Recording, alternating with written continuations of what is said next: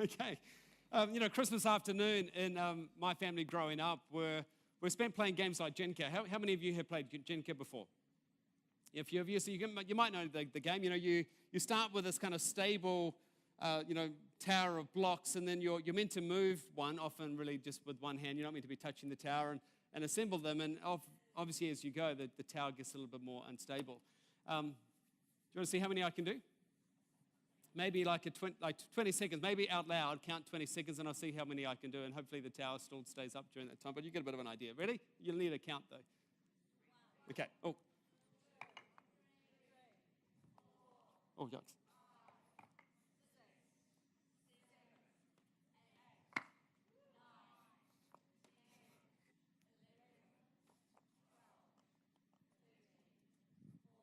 Go up to 30.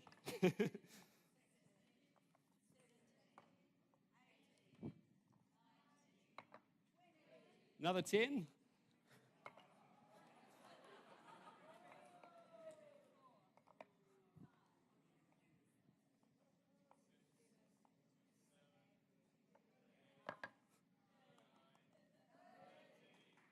Oh, well, we've got to start anyway, haven't we?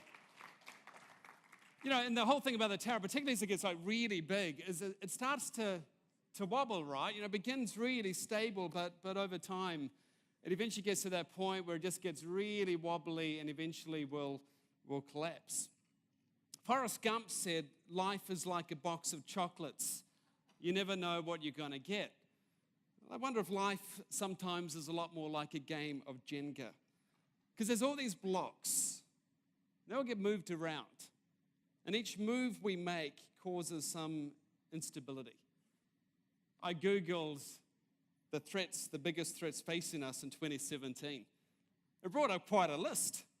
Cyber threats, ISIS, food shortages from the lower population of bees among us, a viral pandemic. Apparently between 1940 and 2004, there were 335 new infections that appeared as, human race. What might appear in 2017? People are talking about a future economic collapse, though I think they're always talking about a future economic collapse. There's the possibility of solar flares and power grid failures.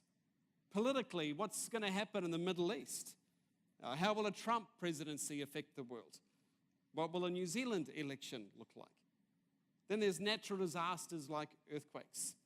And since we live right here in Auckland, volcanoes. Apparently, we're overdue for a super volcano. Turn on History Channel and someone will say we're due for another extinction.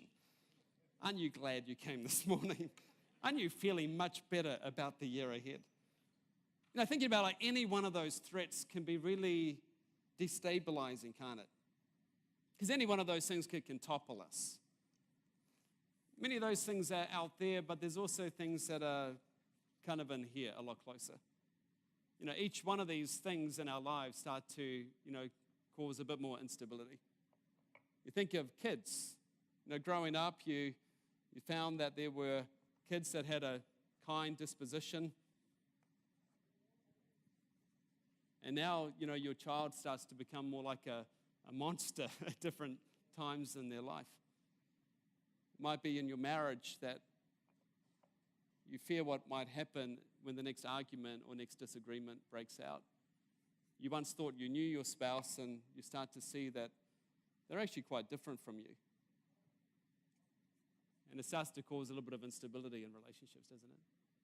You think about work, and, again, it can just be pretty tough. But let's not talk about work yet, because we're still in January, right? We're not quite ready to talk about work. There's a whole bunch of things around us that happen.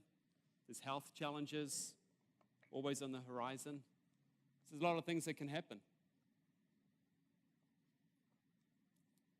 And as each thing happens, we just start to feel the tower gets larger.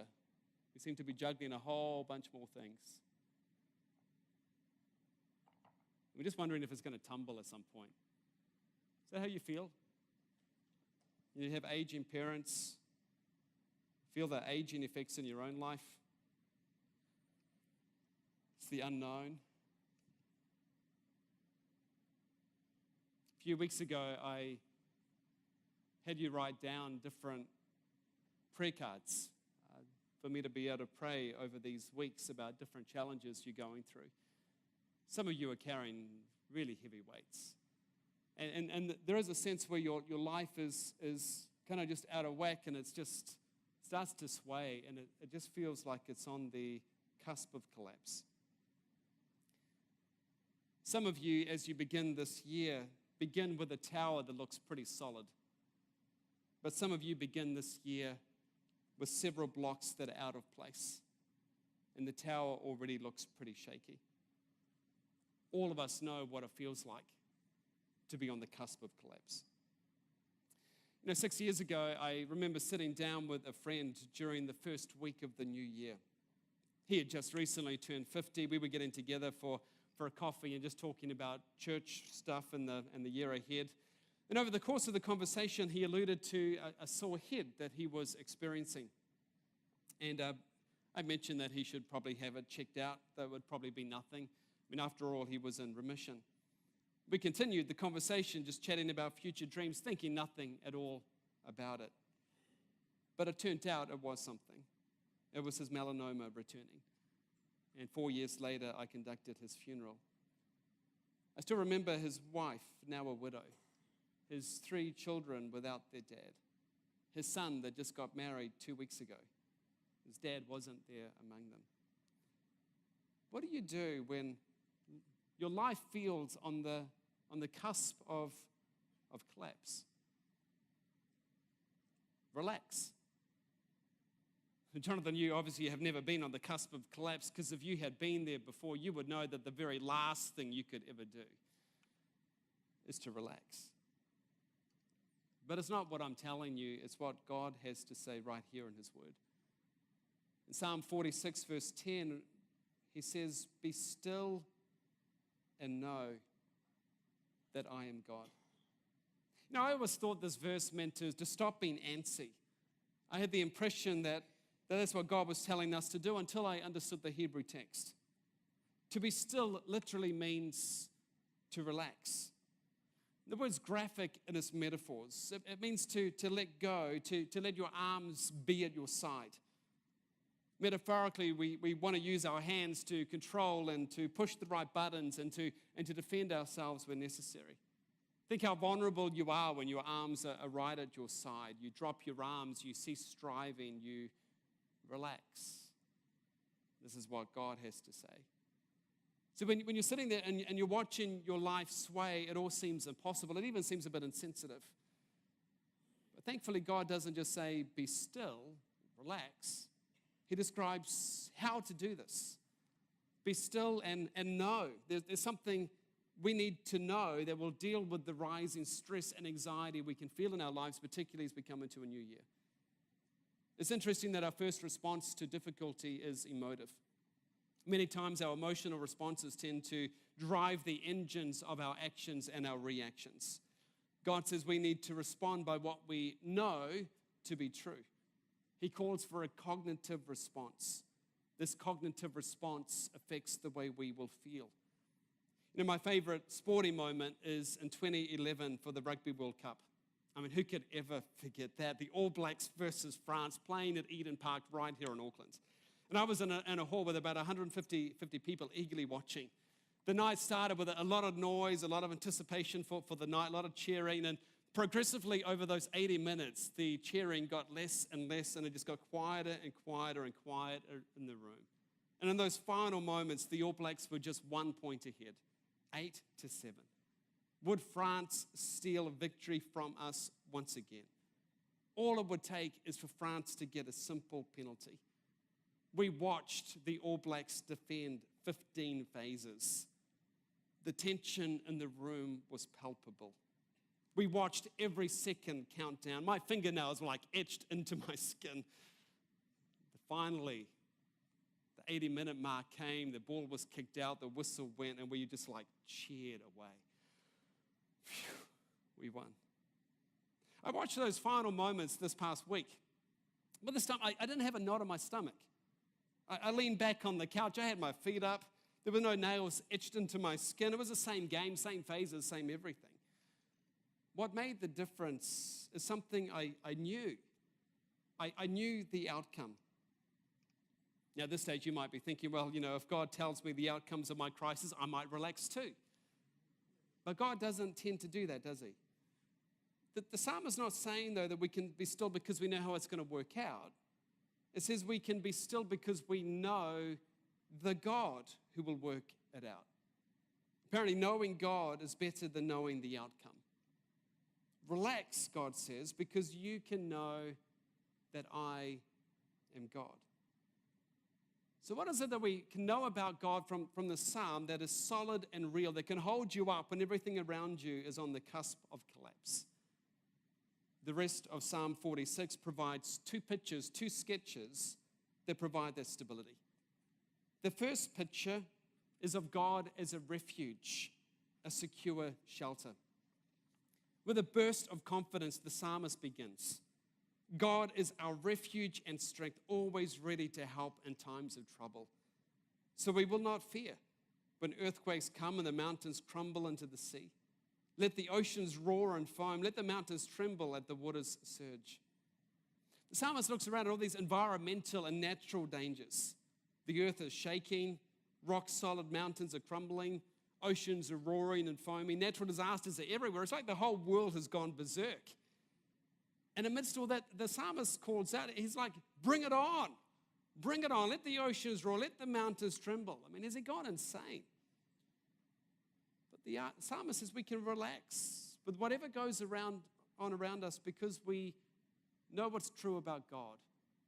That God is a refuge, a strong, secure structure that provides shelter from our enemies and from disasters.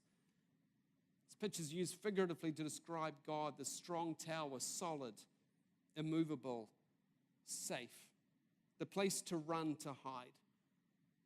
And when you're hiding in him, there's no need to fear. It says he's our strength.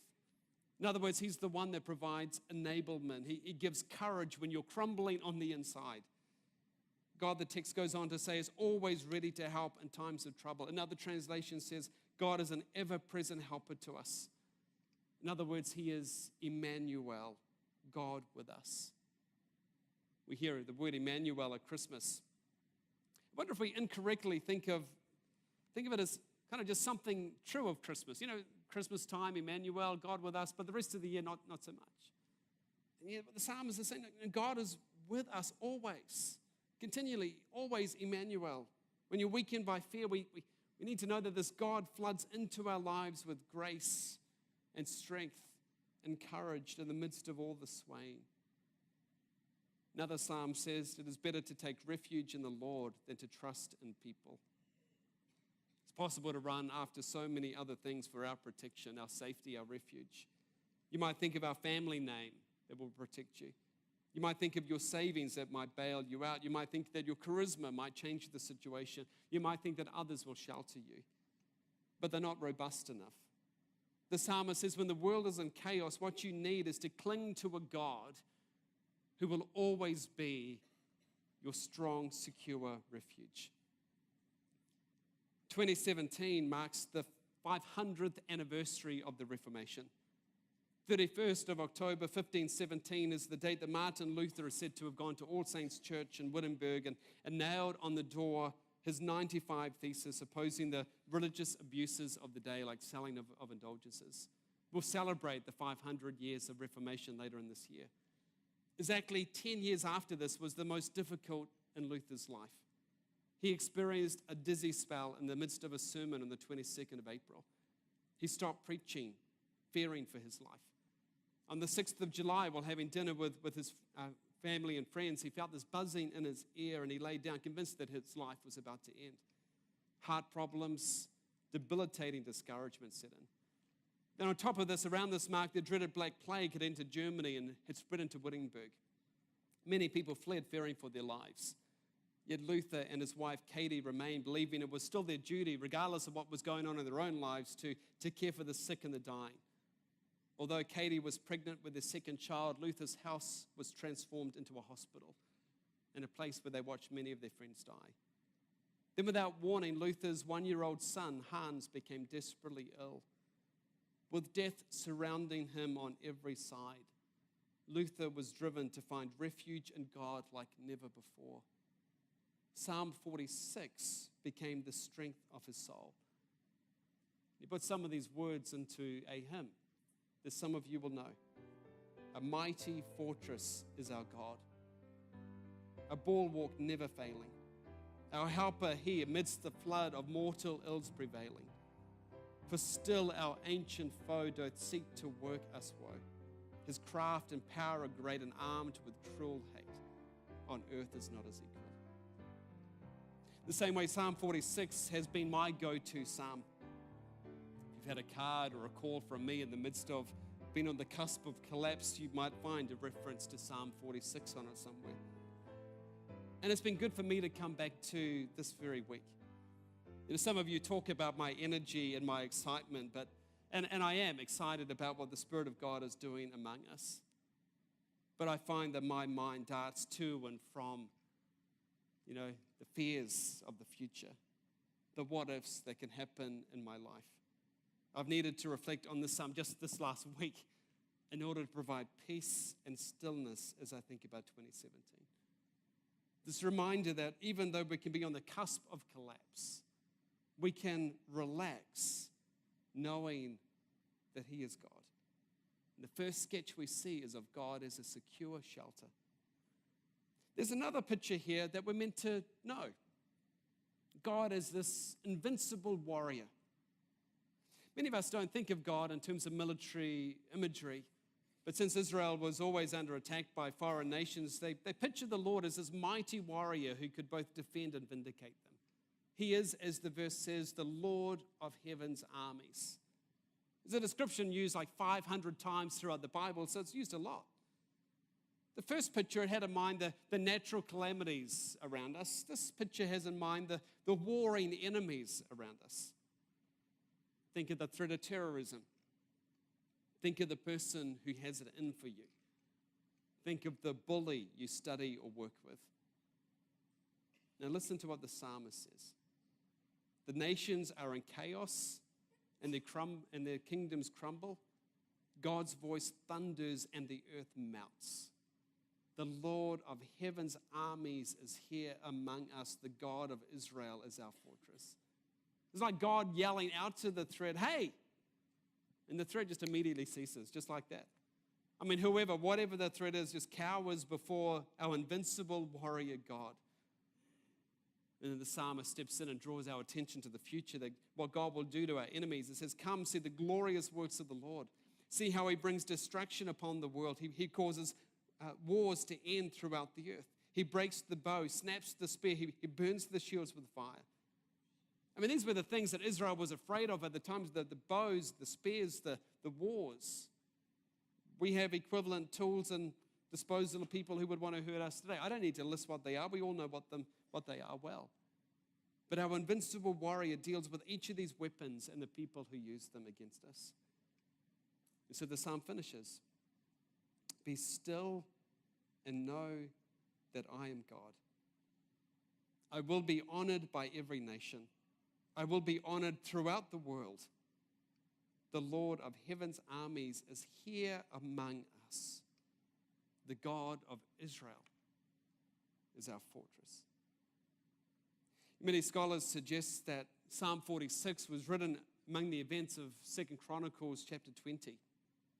The story back there is about King Jehoshaphat, the king of Judah, who was in the southern half of the divided nation of Israel. He was a righteous king. And one day somebody came to him and said, Jehoshaphat, we have a serious problem on our hands. 3 of the world powers have made a military treaty against Judah, and they are right now marching toward this nation to overtake it. Jehoshaphat didn't stand a chance. There was no way a little nation could go against 3 armies. 2 Chronicles 20 says, and Jehoshaphat was afraid. No kidding. I'd be afraid too. But the next thing he did is probably something that none of us tend to do.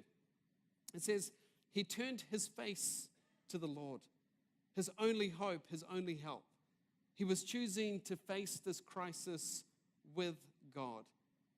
He called a national assembly and recited all the great things that God had done in Israel's history to rescue them from these phenomenal odds. The next day, the prophet Jahaziel showed up, and Jahaziel called another assembly of the leaders, and he said to them, a word from God. The battle is not yours, it is the Lord's. Jehoshaphat and the people believed, and they held a worship service.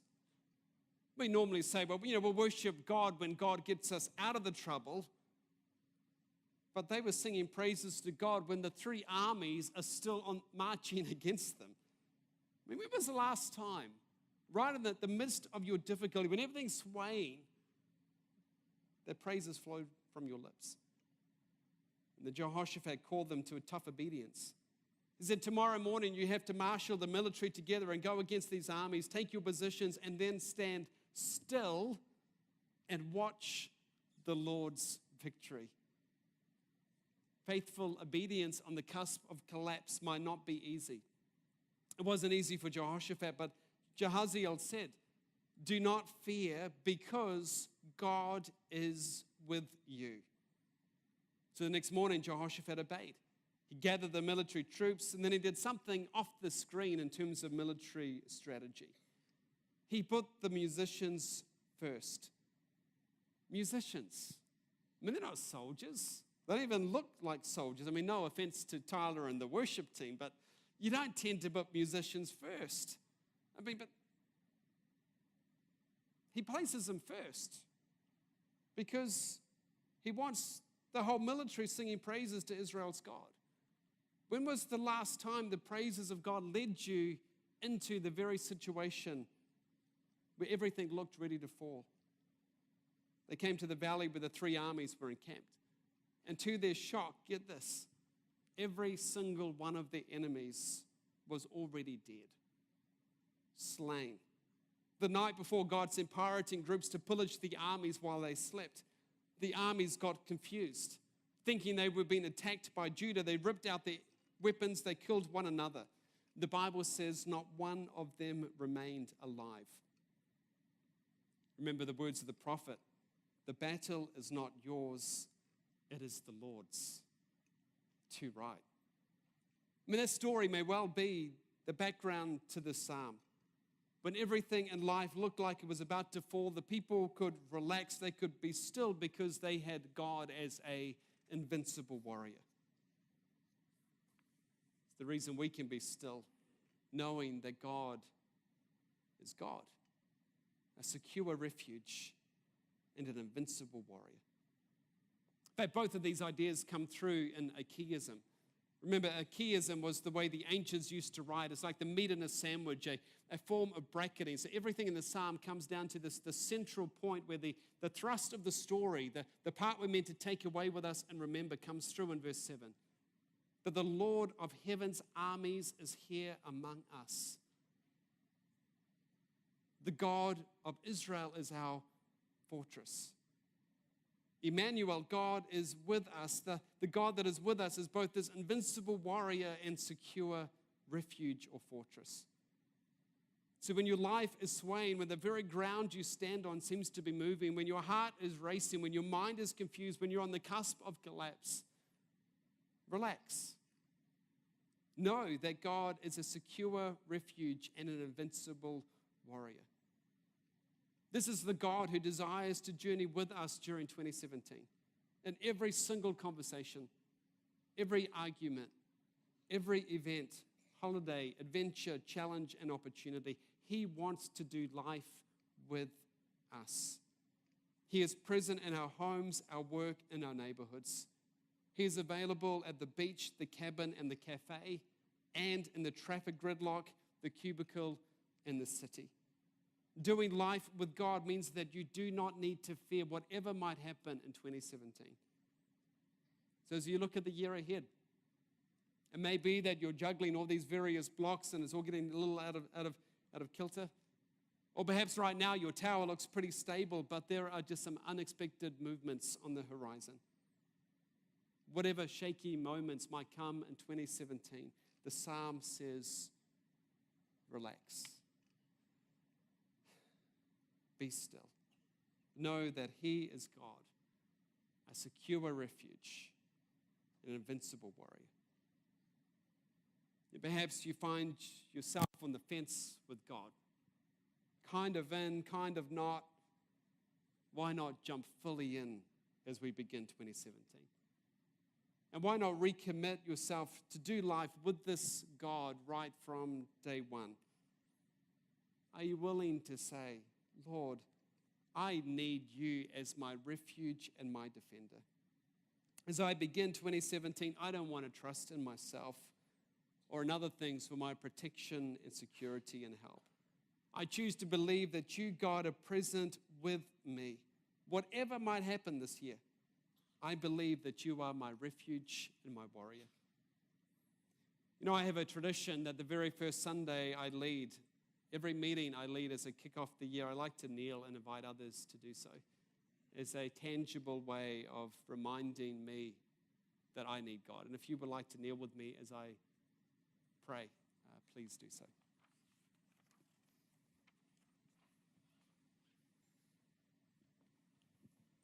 Realize if you can't kneel, you can kneel in your heart as we come and pray to God.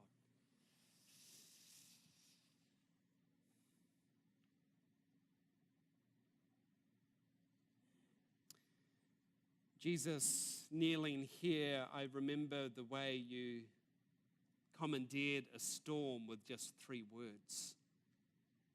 Peace, be still. And together we pray you would bring stillness to the storms that threaten our lives, the storms we envision and the storms we know nothing about yet. We acknowledge that all of us here are prone to fear, prone to anxiety. Many here today already have anxieties about this year ahead. The parent concerned about the trajectory the kids are on. The widow who wakes every morning to a lonely sadness. The spouse worried where the next argument might lead. The child worried about their aging mum or dad.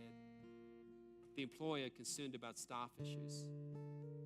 The student waiting for results coming in just a fortnight to come. Some here will face unexpected and lonely waiting rooms this year. Some here will find their lives changed in just one conversation or one call. Jesus, together we ask that you would help us in such moments to relax, to be still. Help us to know that you are a secure refuge where we can sit out the storm. Help us to know that you, God, are an invincible warrior that fights for us. Help us to be still and know that you are God. Oh, thank you that you are the God who is with us. Help us to do life with you, God. In Jesus' name.